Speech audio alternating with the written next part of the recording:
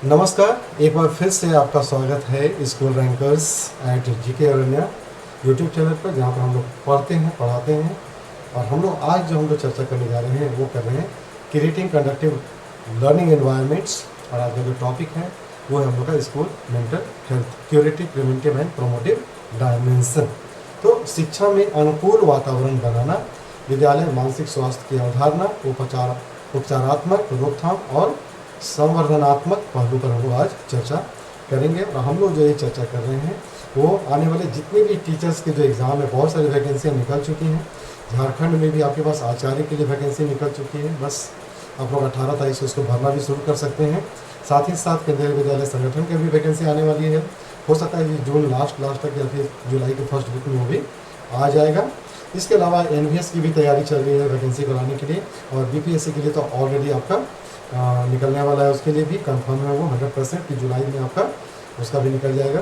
तो ये सभी चीज़ें भी टीचर्स के लिए पूरी भरमार लगेंगी, तो उसके लिए हम लोग तैयारी कर रहे हैं। और हम लोग डिस्कस कर रहे हैं पैडागॉजी पर, और पैडागॉजी से बहुत अच्छे संख्या में क्वेश्चन पूछे जाते हैं और यहीं पर हम लोग मार भी खाते हैं।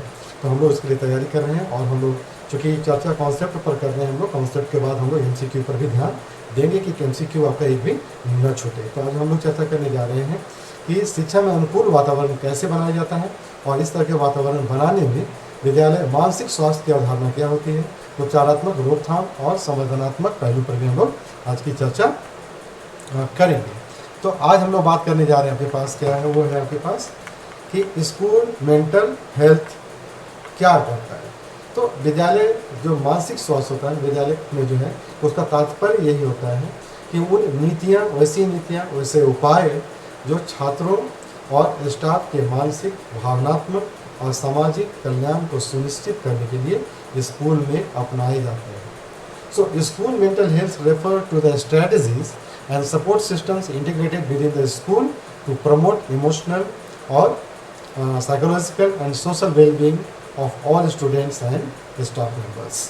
तो विद्यालय क्या करता है, विद्यालय अपने स्तर पर वहाँ के छात्रों के लिए, टीचर्स के लिए, ठीक है, इस तरह का वहाँ पर एक इन्वायरमेंट बनाता है, रूल्स बनाता है, रेगुलेशंस बनाता है, नियम कानून बनाता है, जो कि दोनों को, छात्रों को भी और स्टाफ को भी मानसिक रूप से, भावनात्मक रूप से और सामाजिक कल्याण के दृष्टिकोण से भी वहाँ पर उनको पॉजिटिव इन्वायरमेंट प्रोवाइड करता है।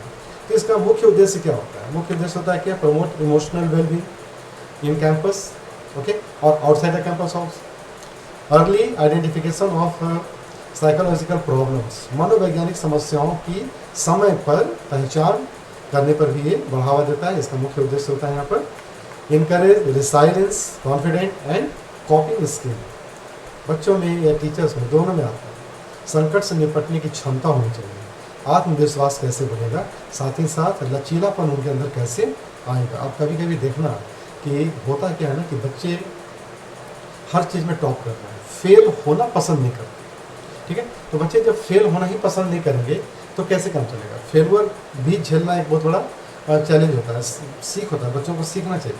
और यही सब संकट होता है कि जो बच्चे कभी फेल नहीं हो रहे, जो बच्चे कभी गिरते ही नहीं, जिन लोग कभी चोट लगा ही नहीं, और जब उनको पहली बार जब चोट लगता है ना, या जब फेल होते हैं, वो उस फेल को या उस दर्द को सह नहीं पाते। तो स्कूलों में ये आज के समय में सबसे बड़ी समस्या यही है, स्कूलों के या आउटसाइड स्कूल की बात करूँ आप, तो सबसे बड़ी समस्या यही है कि आज के बच्चे जो है ना, वो फेलुअर को फेस नहीं कर पाते, उसको झेल नहीं पाते हैं। आप ठीक है, आप अगर मेरे बारे में बात करो तो मैं आपको बताऊंगा, ठीक है, कितने फेलुअर्स को आदमी झेल करके निकलता है।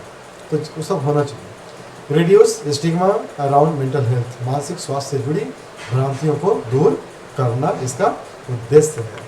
अब देखिए क्या इसका डायमेंशन ऑफ मेंटल हेल्थ है स्कूल, अलग अलग आयाम क्या है इसके, ठीक है। तो क्यूरेटिव होना चाहिए, उपचारात्मक होना चाहिए, ठीक है, मानसिक समस्याओं से ग्रस्त छात्रों के उपचार और पुनर्वास पर ध्यान दिया जाना चाहिए, ठीक है। प्रिवेंटिव होना चाहिए, जागरूकता और समय रहते हस्तक्षेप करके मानसिक रोगों की रोकथाम करनी चाहिए। तो जब तक आप सही समय पर उसको नहीं पकड़ोगे तब तक आप उसके लिए कुछ कर नहीं पाओगे, और जब बात निकल जाती है हाथ से तो फिर बहुत मुश्किल हो जाता है। और प्रोमेटिव होना चाहिए, प्रोमेटिव सभी के लिए सकारात्मक मानसिक स्वास्थ्य को बढ़ावा देना चाहिए। हमेशा आप उनको मोटिवेट करें, पॉजिटिव इन्वायरमेंट बनाएं, पॉजिटिव विचार उनके अंदर आना चाहिए, ठीक है। फेल होना भी क्या होता है, सफलता के बहुत नज़दीक जाने का एक तरीका होता है, क्योंकि जब आप फेल होते हैं तभी आपको पता चल जाता है कि ये तरीका काम करने वाला नहीं था, ठीक है, और फिर आप अगले तरीके की ओर चले जाते हैं। तो ये सारी चीज़ें हम लोग को वहाँ पर करना चाहिए। Activities strategies under each dimension, ठीक है। तो ये जो होता है हमारे पास वो क्या होता है, क्यूरेटिव स्ट्रेटजी, ठीक है। अब एक्टिविटी यहाँ पर क्या क्या करेंगे, उपचारात्मक ही तो करेंगे ना, अगर मान लीजिए पता चल गया तो उपचार ही यूज़ करना होगा। तो क्यूरेटिव स्ट्रेटजी हम लोग को यहाँ पर इस्तेमाल करना चाहिए, उपचारात्मक प्रयोग यहाँ पर हम लोग को करना है, ठीक है। प्रशिक्षित कैसे करना है हम लोग को, प्रशिक्षित काउंसलर या फिर मनोवैज्ञानिक की नियुक्ति करना है, यानी कि स्कूल में हम लोगों को काउंसलर चाहिए, वहाँ पर काउंसलर का वहाँ पर अपॉइंट करेंगे जो ट्रेंड होते हैं। और आज के समय में CBSE हो या फिर स्टेट गवर्नमेंट हो, काउंसलर की कंपलसरी नियुक्ति वहाँ पर कर दी गई है कि अब हर स्कूल में काउंसलर होने चाहिए जो इन सब चीज़ों पर नज़र रखेगी, उनको देखेगी। और अभी जस्ट रिसेंटली आपका नवोदय विद्यालय जो है वो कॉन्ट्रैक्ट बेसिस पर काउंसलर के लिए वैकेंसी भी निकाल चुकी है, जिसमें आप लोग भर सकते हैं, जा सकते हैं अगर आप काउंसलर हैं, सर्टिफाइड काउंसलर हैं तो, ठीक है। दूसरा इसमें होता है गंभीर मामलों में अस्पताल या फिर विशेषज्ञ से हम लोग संपर्क कर सकते हैं। तीसरा क्या होता है, गोपनीय चिकित्सा परामर्श सत्र, हम लोग एक confidential therapy session 1-to-1 organise करते हैं, जिससे कि हम लोग समस्याओं को आगे बढ़ने से रोकते हैं। और पीयर सपोर्ट प्रोग्राम होता है, साथी जो होता है उसको सबसे पहले पता चलता है कि उसका अपना साथी जो है वो किस तरह की प्रॉब्लम से जूझ रहा है, तो आपको वहाँ पर क्या होता है, पीयर का भी सहयोग आपको वहाँ पर लेना होता है किसी दूसरे बच्चे की समस्या को समझने के लिए। दूसरा आता है आपके पास प्रिवेंटिव, रोकथाम संबंधी उपाय। तो रोकथाम संबंधी उपाय क्या होगा, विद्यालय में मानसिक स्वास्थ्य केंद्र आपको वहाँ पर बनाना चाहिए और जांच शिविर वहाँ पर लगानी चाहिए, ताकि हम लोग बच्चों की मेंटल हेल्थ को वहाँ पर स्क्रीनिंग कर सकें, उसका जांच कर सकें। तनाव, परीक्षा चिंता या फिर बुलिंग पर जागरूकता सत्र भी हम लोगों को बुलाना चाहिए, ताकि पेरेंट्स को भी हम लोग समझा पाएँ, बच्चों को भी हम लोग बता पाएँ कि एग्ज़ाम के पहले जो है उनका जो तनाव है, उनका जो स्ट्रेस है, उसको कम किया जा सकता है। प्रारंभिक पहचान और निगरानी, हम लोग क्या करते हैं, अर्ली आइडेंटिफिकेशन एंड मॉनिटरिंग सबसे ज़रूरी होता है कि आप उसको समय रहते पकड़ लें, ताकि हम उसको अच्छी तरह से क्योर कर सकते हैं। शिक्षकों को संकेतों की पहचान हेतु प्रशिक्षण देना है, यानी कि क्या होता है, टीचर्स को ट्रेंड जरूर करना है फॉर स्पॉटिंग रेड फ्लैग्स, इन सब चीज़ों की उनको पता होना चाहिए कि कौन सा सिम्टम्स दिखेगा तो पता चल जाएगा कि ये प्रॉब्लम हो रहा है, ठीक है। तो इन सारे प्रॉब्लम्स और लक्षण को पहचानने की काबिलियत किसमें होनी चाहिए, शिक्षक में होनी चाहिए। और ये कब आएगा, जब आप उनको ट्रेनिंग देंगे, वर्कशॉप उनके लिए ऑर्गेनाइज करेंगे, ठीक है। तो ये सारी चीज़ें हम लोग करते हैं रोकथाम के लिए, ये हम लोग यूज़ कर सकते हैं, उपाय हम लोग अपना सकते हैं। तीसरा आता है प्रोमोटिव स्ट्रेटजीज, संवर्धनात्मक उपाय। अब ये क्या होगा, ध्यान, स्कूलों में ध्यान को, मेडिटेशन, योगा क्लासेस को, फिजिकल एक्टिविटीज़ को हम लोग बढ़ावा दें। CBSE तो ऑलरेडी इसके लिए सर्कुलर निकाल दिया है कि पहला जो पीरियड होगा वो गेम्स का होगा। बिहार में भी स्टेट गवर्नमेंट एजुकेशन डिपार्टमेंट ने निकाल दिया है कि पहला पीरियड क्या होना चाहिए, गेम्स का होना चाहिए, ताकि बच्चे जो है वो फिजिकली फिट हो सके, अपने आप को रिफ्रेश कर पाए, ठीक है।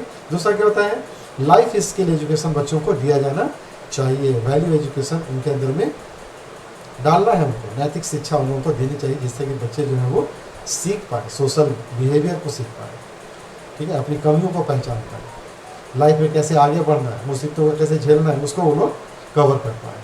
सुरक्षित, समावेशी व सम्मानजनक स्कूल वातावरण तैयार करना भी इसके लिए बहुत अच्छा तरीका होता है, एक उपाय है ये भी कि हम लोग स्कूल में safe, inclusive and respectful school environment बनाएं, यहाँ पर हर बच्चा अपने आप को सुरक्षित और तरोताज़ा महसूस करे।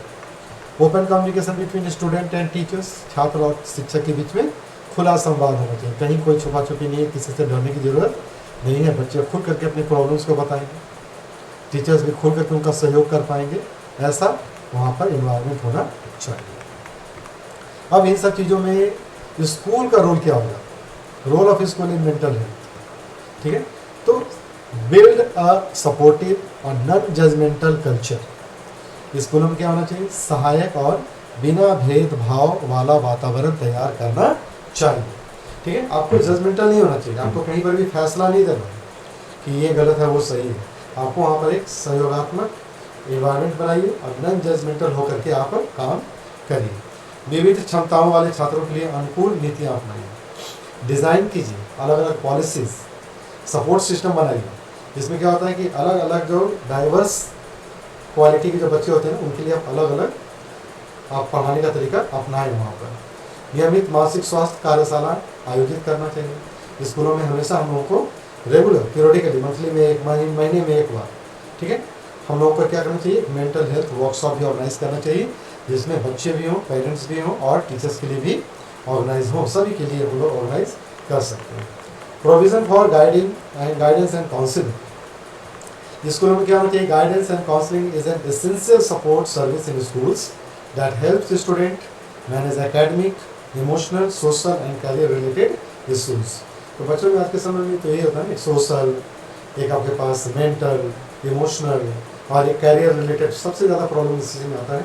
और चूँकि मैं तो एक ऑलरेडी सर्टिफाइड कैरियर काउंसलर हूँ और मैंने अपनी काउंसलिंग की जो डिग्री हासिल की है वो मान के चलिए कि आप ग्लोबली रिकॉग्नाइज इंस्टीट्यूट है IC3 इंस्टीट्यूट, जो कि बहुत बड़ा कैरियर काउंसलिंग के क्षेत्र में और बिहेवियरल काउंसलिंग के क्षेत्र में बहुत बड़ा इंस्टीट्यूट है वो, जहाँ से मैंने अपनी डिग्री हासिल की, वो भी एक्सेलेंस में हासिल की है।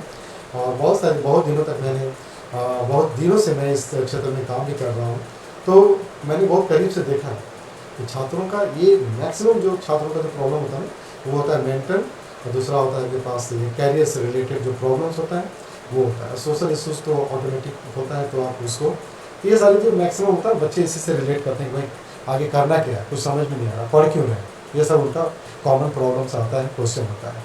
तो गाइडेंस और काउंसलिंग का क्या रोल होता है इसमें, शैक्षणिक मार्गदर्शन देना, क्यों पढ़ रहे हो, क्या पढ़ रहे हो, क्यों पढ़ोगे, कैसे पढ़ोगे, ये सारी चीज़ें, उनका कन्फ्यूज़न को दूर करना। कैरियर काउंसलिंग, बच्चा किस दिशा में अच्छा कर पाएगा, उसकी एबिलिटी और उसके इंटरेस्ट के अनुसार हम लोग उसको काउंसिल करते हैं, उसको हम लोग डायरेक्ट करते हैं, इंस्ट्रक्ट करते हैं, उसको गाइड करते हैं उसको। इमोशनल एंड सोशल काउंसलिंग, भावनात्मक और सामाजिक परामर्श भी हम लोग उसको देते हैं ताकि बच्चा स्ट्रांग होकर के निकल सके बाहर।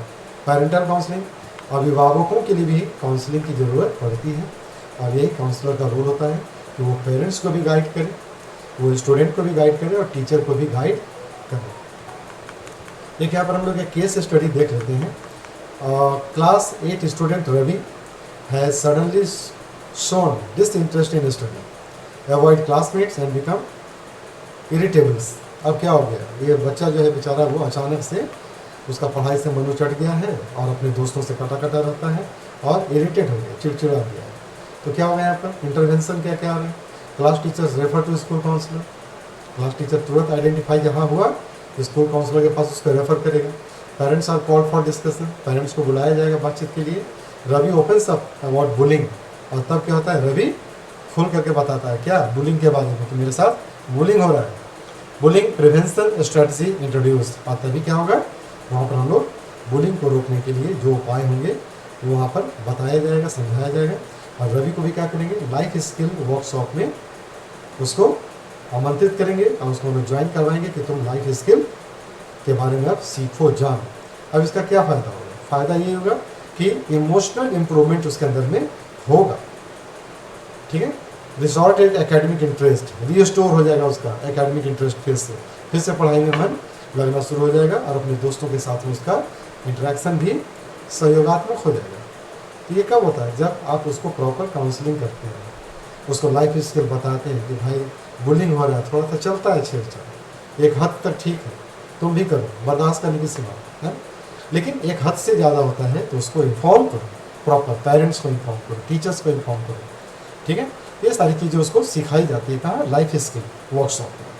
तो ये था हम लोग का एक बहुत इम्पॉर्टेंट टॉपिक था ये भी, कि विद्यालय केवल शिक्षा का केंद्र नहीं है बल्कि मानसिक सामाजिक विकास का भी एक प्लेटफॉर्म है, बेस है, जहाँ से बच्चे जो होते हैं ना मानसिक रूप से डेवलप करते हैं, सामाजिक रूप से वो ग्रो करते हैं। मानसिक स्वास्थ्य को प्राथमिकता देना अब आज के समय में ये स्कूल के लिए भी प्रायोरिटी है, हमारे लिए भी प्रायोरिटी है, और आज के समय की ये आवश्यकता समाज में जो हो रहा है आज के समय में, आप लोग तो देख रहे होंगे, ठीक है। तो समाज में जो कुछ भी हो रहा है उसके पीछे सबसे बड़ा रीज़न यही होता है कि बच्चे जो है हमारे वो लाइफ स्किल कभी जाने नहीं, मॉरल स्किल कभी सीखे नहीं, और इनको काउंसलर की जब आवश्यकता थी तो इनको किसी ने काउंसिल किया नहीं। और यही कारण हो रहा है कि आजकल नीला डब्बा, काला डब्बा और घाटी वाटी लंद फंद बहुत कुछ सुनने को मिल रहा है, देखने को भी मिल रहा है। ये सारी चीज़ें क्यों होती हैं, क्योंकि उनको एक प्रॉपर काउंसलर मिल जाता है अगर समय पर, तो इस तरह का कोई विशेष नहीं होता। तो आज का सेशन बस यहीं तक था। और ये बहुत ही इम्पोर्टेंट सेशन था कि हम लोग विद्यालय में जो है एक प्रकार का एक ऐसा एनवायरनमेंट हम लोग तैयार करें जहाँ पर बच्चे का मेंटल हेल्थ ग्रो करे। और इस किस प्रकार से इस होगा, ये सारी चीज़ हम लोग आज अपने क्लास में देख चुके हैं।